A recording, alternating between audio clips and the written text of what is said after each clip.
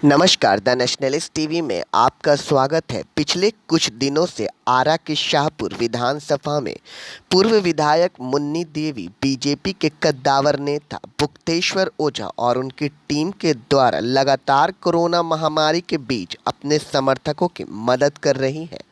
इसी कड़ी में एक नई पहल करते हुए टीम मुन्नी देवी ने लोगों के बीच काढ़ा बनवाकर पिलाना शुरू किया है।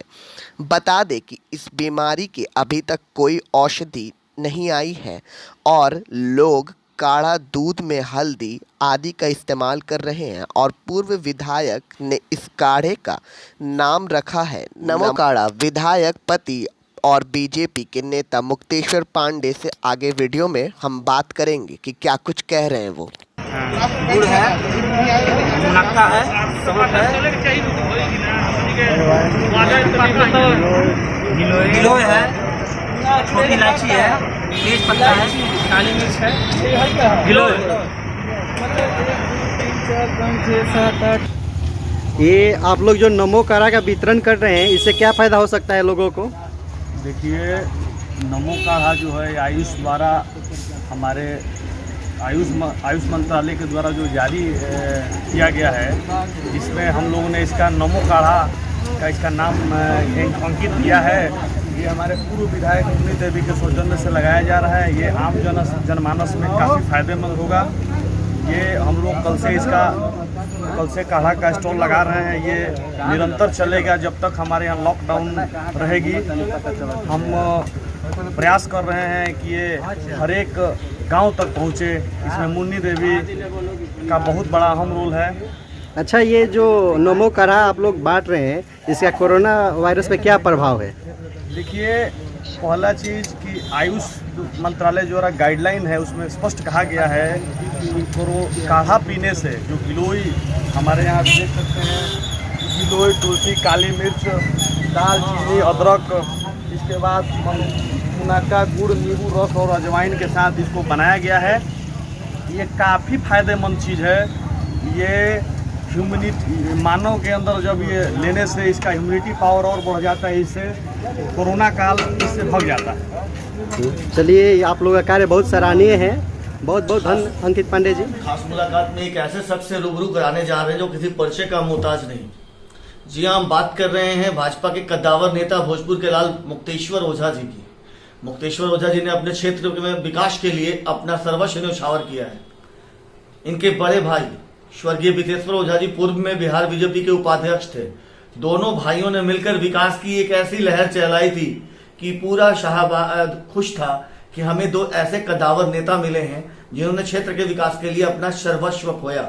जी हाँ, खोने की बात इसलिए कर रहे हैं कि उसमें इन्होंने अपने बड़े भाई स्वर्गीय विशेश्वर ओझा जी को खो दिया। आज बात करते हैं कुछ राजनीतिक, कुछ सामाजिक, और इन्होंने एक नया खोज किया है नमो काढ़ा, उस पर भी कुछ बात करेंगे। आइए बात करते हैं मुक्तेश्वर ओझा जी से। सर, सबसे पहले तो नमो काढ़ा खोला है, देश विदेश में इसके चर्चे हो रहे हैं, उसके लिए आपको शुभकामनाएं। चलिए, बहुत बहुत धन्यवाद। सर, आपके जहन में ये कैसे आया कि मुझे एक काढ़ा शुरू करना चाहिए, अपने क्षेत्र में बांटना चाहिए और नमो काढ़ा नाम रखना चाहिए? सबसे पहले नमो काढ़ा का जो भी हम लोगों ने कार्यक्रम चालू किया है शाहपुर विधानसभा में, सारे पार्टी के अपने पदाधिकारियों से मैंने जूम मीटिंग के माध्यम से सबसे सहमति लेकर के मैंने मीटिंग में मुन्नी देवी जी के द्वारा सुझाया गया प्रस्ताव रखा कि पूर्व विधायक मुन्नी देवी जी हमसे बोली कि प्रधानमंत्री जी भी काढ़ा पीने की बात कह रहे हैं। आयुष मंत्रालय के द्वारा भी गाइडलाइन जारी किया गया है कि काढ़ा पीने से, आयुर्वेदिक जड़ी बूटियों से युक्त काढ़ा पीने से मनुष्य के शरीर में इम्यूनिटी शक्ति बढ़ती है और जिसके शरीर में इम्यूनिटी पावर ज़्यादा रहेगा वो संक्रमण कोरोना से कम प्रभावित होगा। तो उन्होंने कहा कि क्यों नहीं, हम लोगों ने जब इस महामारी के लॉकडाउन में लोगों की सुख सुविधा का ख्याल रखा, दुखों में साथ दिया, तो हम लोगों ने क्यों नहीं शाहपुर विधानसभा में जो आम लोग हैं, गरीब लोग हैं, जिनकी पहुंच से दूर है काढ़ा पीना और पिलाना, तो हम लोगों के बीच में चल करके इस तरह का काढ़ा बना करके लोगों को मुफ्त में पिलाएं। हम अपने लोगों से, अपने पार्टी के पदाधिकारियों से इस पर मीटिंग किया और मीटिंग में मुन्नी देवी जी के सुझाव को रखा। सारे पदाधिकारियों ने एकमत होकर के इस सुझाव की सराहना की और बहुत जल्द शाहपुर में कड़ा स्टॉल लगाने की भी बात कही। हम लोगों ने जो पूर्व से टीम मुन्नी देवी का गठन हुआ है, जिसमें हमारे पार्टी के सभी पदाधिकारी हैं और बहुत सारे लोग जो टीम मुन्नी देवी के सदस्य के रूप में अपने आप को नामित कराए हैं, जो मिल करके कोरोना काल में लोगों की मदद पहुंचाए हैं। फिर पुनः टीम मुन्नी देवी के द्वारा तय हुआ कि हम लोग काढ़ा का स्टॉल लगाएंगे और शाहपुर में विभिन्न जगहों पर, सभी बाजारों में, सभी पंचायतों में, सभी गांवों में हम लोगों ने काढ़ा स्टॉल लगाएंगे और लोगों को मुफ्त में गर्मा गर्म काढ़ा पिलाएंगे ताकि उनकी इम्यूनिटी शक्ति बढ़े और बढ़ते कोरोना संक्रमण से लोगों को हम लोग बचाएं। इसका हम लोग भरपूर प्रयास करें। और सभी लोगों से मैंने मीटिंग के दौरान ये बात साझा किया और एक आम राय बनी कि इस स्टॉल का नाम क्या रखा जाए। चूंकि कुछ दिन पहले मन की बात में हमारे आदरणीय प्रधानमंत्री नरेंद्र मोदी जी लोगों से काढ़ा पीने की सुझाव साझा किया था और आयुष मंत्रालय द्वारा भी, भारत सरकार के आयुष मंत्रालय द्वारा भी काढ़ा बनाकर पीने की बात रखी गई थी।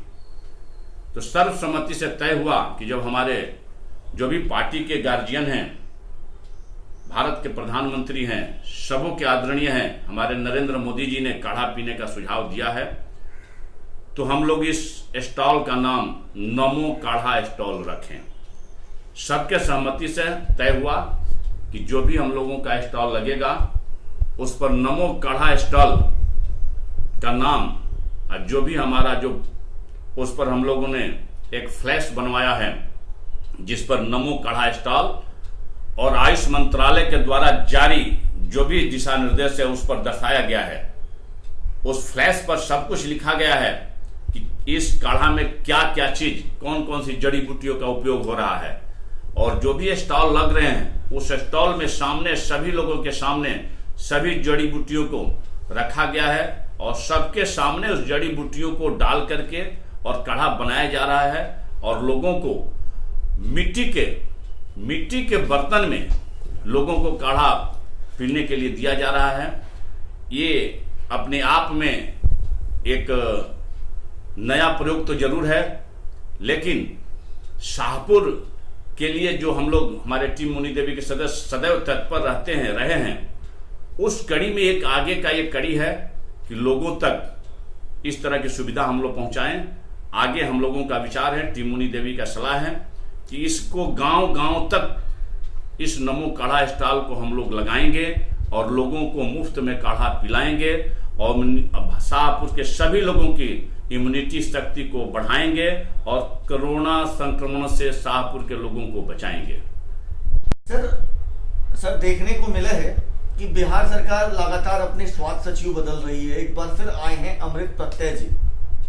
आपको क्या लगता है स्वास्थ्य संबंधी सुधार न करें, आवश्यकता की चीजों को आप डॉक्टर को न दें और बार बार सचिव को बदलें, इस पे आप क्या कहना चाहेंगे? आपकी क्या इस पे राय है? देखिए, सचिव को बदलना और नहीं बदलना, सबसे पहले तो ये मुख्यमंत्री जी का क्षेत्राधिकार है। माननीय मुख्यमंत्री जी और स्वास्थ्य मंत्री जी जो भी अपने स्व विवेक पर निर्णय लिए होंगे, सही लिए होंगे। मेरे समझ के अनुसार किसी भी सचिव का स्थानांतरण या उसका पदस्थापना उसके कार्यशैली पर निर्भर करती है और अमृत प्रत्यय जी सुलझे हुए व्यक्ति हैं, सुलझे हुए पदाधिकारी हैं। उनकी कार्यशैली को, कार्यक्षमता को देखते हुए इस कोरोना महामारी से निपटने के लिए हमारे नीतीश कुमार जी मुख्यमंत्री बिहार और मंगल पांडे जी स्वास्थ्य मंत्री बिहार ने जो भी निर्णय लिया है, सही निर्णय लिया है। मुझे विश्वास है कि आने वाले समय में कोरोना समर्पण जो कोरोना का संक्रमण है उस पर हम लोग जल्द से जल्द काबू पाएंगे और हम लोगों को जरूर राहत मिलेगा। अमृत प्रत्यय जी के आने से स्वास्थ्य व्यवस्था में सुधार जरूर होगा। सर, कोरोना के बीच केंद्र सरकार लगातार अपनी गाइडलाइन जारी कर रही है। लॉकडाउन 1, लॉकडाउन 2, ऐसे ही अनलॉक 1, अनलॉक 2। हर एक गाइडलाइन में उन्होंने कहा था कि आप कोई धार्मिक कार्य नहीं करेंगे, खेल से संबंधित कोई काम नहीं करेंगे। इस बार की गाइडलाइन में भी है, आप खुद गाइडलाइन जारी करते हैं और बनवाते हैं राम मंदिर। क्या ये धार्मिक कार्य नहीं?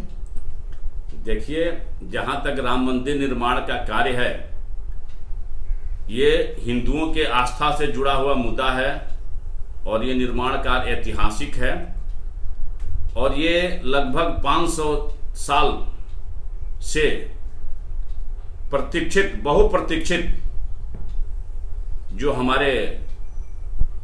भी हमारे धर्म से जुड़े हुए हिंदू के आस्था का जो सवाल था, ये बहुप्रतीक्षित राम मंदिर निर्माण का मुद्दा था।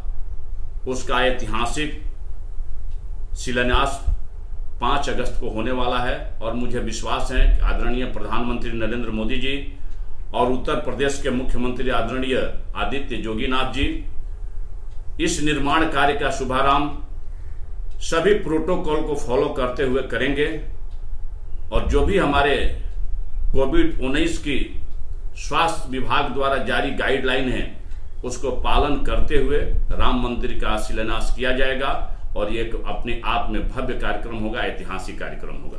सर, मान लिया जाए आपकी बात मानते हैं कि गाइडलाइन को मानते हुए आप राम मंदिर का निर्माण कराएंगे, लेकिन क्या आप बोलते हैं कि भावनाएं हैं हिंदुओं की, तो जिनकी भावनाएं हैं मंदिर के प्रति, जिनका समर्पण है, उनको कोरोना नहीं होगा, इसकी गारंटी आप और आपकी पार्टी लेते हैं? सभी जो कोरोना से बचने के लिए जो भी गाइडलाइन है, सामाजिक दूरी का ख्याल रखते हुए, सभी लोगों को मास्क का उपयोग करते हुए, सैनिटाइजर का उपयोग करते हुए, जो भी हमारे विश्व स्वास्थ्य संगठन WHO ने जो भी गाइडलाइन जारी किया है कि इस तरह का अगर हम लोग अगर अपने को बचाव के लिए कुछ जरूरी एहतियात बरतते हैं तो कोरोना के संक्रमण से बच सकते हैं। उस एहतियात के पालन करते हुए इस तरह का कार्यक्रम का आयोजन किया जाएगा और मुझे आशा ही नहीं पूर्ण विश्वास है श्री राम की कृपा से उस दिन आने वाले किसी भी राम भक्तों को कोरोना नहीं होगा। सर, मान लेते हैं आपकी बात सही हो, फिर दूसरे मुद्दे पे आते हैं। लोकतंत्र का महापर्व चुनाव आ रहा है, जाहिर सी बात है बिहार विधानसभा चुनाव की बात मैं कर रहा हूं। इस कोरोना संक्रमण में जो महामारी में चुनाव कराना कहां तक उचित है? आपको क्या लगता है, चुनाव कराना सही रहेगा? जहां तक चुनाव की सवाल है, चुनाव कराना और नहीं कराना ये भारत सरकार के निर्वाचन आयोग का कार्य है। वह एक स्वतंत्र संस्था है। निर्वाचन आयोग जब चाहे समय के अनुसार, जब भी समय अवधि पूरा हो, तो निर्वाचन आयोग उसका चुनाव करा सकता है, चाहे किसी भी राज्य सरकार का चुनाव हो, चाहे देश का चुनाव हो। इसमें किसी भी व्यक्ति और पार्टी का हस्तक्षेप काम नहीं करता है। निर्वाचन आयोग स्वतंत्र है। जब भी निर्वाचन आयोग का गाइडलाइन जारी होगा, जो भी दिशा निर्देश पालन होगा, जब भी आदेश होगा, उस समय पर उस गाइडलाइन के अनुसार चुनाव कराना हर एक पार्टी, हर एक सरकार का कर्तव्य बनता है। सर, आपके एनडीए के कद्दावर नेता, नाम नहीं लेना चाहूंगा, कहते हैं आपदा में अवसर खोजो। बार बार आप लोग ऐसा क्यों करते हैं? आप लोग आपदा में ही अवसर खोजने की कोशिश करते हैं। आपदा में आपके नेता ये नहीं कहते किसी का भला करो, किसी की मदद करो, आप लोग तो अवसर खोजने की ही बात करते हैं। आपदा में अवसर की जहां तक बात है, हमारे आदरणीय प्रधानमंत्री जी ने आपदा में अवसर खोजने की बात कही है, तो आपदा में अवसर किसी भी कार्य को करने के लिए, किसी भी कार्य को गति प्रदान करने के लिए, चाहे वो आपदा का समय हो, चाहे कोरोना संक्रमण का समय हो, चाहे बाढ़ की विभीषिका हो, जो भी आपदा, प्राकृतिक आपदा आती है, तो उसमें अवसर खोजने की बात, आपदा से निपटने के लिए अवसर खोजने की बात कही है। इसमें किसी तरह का राजनीतिक बात नहीं है। उन्होंने लोगों से आह्वान किया है कि लोकल स्तर पर वहां आपदा से निपटने के लिए कोई ऐसा अवसर तलाशिए जिससे हम लोग उस विपदा से जल्दी और कम समय में आसानी से उसको निपट लें। इसलिए हमारे प्रधानमंत्री जी ने आपदा में अवसर खोजने की बात कही है। इसका कोई राजनीतिक हल नहीं समझा जाए। कोरोना में सर दुनिया में उथल पुथल मचा रखा है। स्कूल, कॉलेज, हॉस्पिटल अब खुलने लगे हैं। पहले बहुत सारे हॉस्पिटल को बंद करके कुछ खास जगहों पे कोविड का इलाज होता था। इसी कड़ी में जब गार्जियन से पूछा सरकार ने, तो गार्जियन नहीं चाहते थे कि हमारे बच्चे विद्यालय में जाएं, लेकिन पढ़ाई भी जरूरी थी, तो ऑनलाइन क्लासेस शुरू हुई। ऑनलाइन क्लासेस शुरू होने के बाद कुछ अभी एडिटोरियल देखने को मिला है कि बच्चों पे इसका असर पड़ता है। आप क्या कहना चाहेंगे? देखिए, जहाँ तक ये जो हमारी महामारी के चलते जो लॉकडाउन जो चल रहा है, और महामारी का जो ये लंबे समय से चलते आ रही है और आगे भी कितने दिनों तक ये चलेगा, इसका कोई समय निर्धारित नहीं है। बहुत दिनों से, महीनों से बच्चों के स्कूलें बंद हैं। कई सारे बच्चे अपनी परीक्षा देने से भी वंचित रह गए, और इस कड़ी में हमारे बच्चे घर पर बैठे हैं और स्कूल नहीं जा पा रहे हैं। स्कूल खोलने के लिए भी भारत सरकार ने और राज्य सरकारों ने अभिभावकों से राय ली थी, तो प्राय सभी अभिभावकों का राय यही था कि अभी बच्चों को मैं स्कूल नहीं भेजूंगा। तो सरकार ने ये निर्णय लिया कि जब तक बच्चे स्कूल में नहीं आते हैं, तब तक घर पर बैठ करके कम से कम जो भी हमारे शिक्षक हैं, जिसको सरकार पेमेंट करती हैं, वो भी घर पर बैठे हुए हैं। तो अगर वो स्कूल नहीं जा रहे हैं, बच्चे स्कूल नहीं आ रहे हैं, तो ऑनलाइन क्लासेस, कम से कम ऑनलाइन के माध्यम से बच्चों को कुछ शिक्षा दें, ताकि बच्चे भी अपना समय पढ़ाई में व्यतीत करें और उसकी शिक्षा की गुणवत्ता बरकरार रहें। जहाँ तक एडिटोरियम की बात है कि जो आया है, तो हम गार्जियन से, जो भी अभिभावक हैं, उनसे भी हम आग्रह करेंगे कि इस कोरोना काल में जो भी समय स्कूल के शिक्षकों के द्वारा तय किया गया है ऑनलाइन पढ़ाई के लिए, उसको ध्यान में रखते हुए बच्चों को उतना ही देर मोबाइल या इंटरनेट उपयोग करने का छूट दें कि वो पढ़ाई कर सकें। ऐसी छूट न दें कि मोबाइल का लत उसको लग जाए। धन्यवाद मुक्तेश्वर जी। ये थे मुक्तेश्वर ओझा जी। सबसे पहले सर, हमारी शुभकामनाएं आपको नमो काढ़ा और आपके चुनाव के लिए।